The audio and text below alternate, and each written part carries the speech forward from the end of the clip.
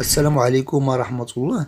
موعد مباراة ريال مدريد وأتلانتا الإيطالي ضمن المباراة النهائية لكأس السوبر الأوروبي، وكذلك القنوات الناقلة والتوقيت. قبل ذلك من فضلكم ادعمونا بالاشتراك في القناة واللايك للفيديو ويتوجه الفريقان في ملعب وارسو ضمن المباراة النهائية لكأس السوبر الأوروبي، وتأهل الريال مدريد بحكمه بطلا للدوري الأبطال وأتلانتا بطلا للدوري الأوروبي. ومن المنتظر إجراء هذه المباراة في اليوم 14 من شهر غشت 2024. المباراة ستكون على الساعة 8 مساء بتوقيت بلدان المغرب وتونس والجزائر، 10 بتوقيت مكة المكرمة.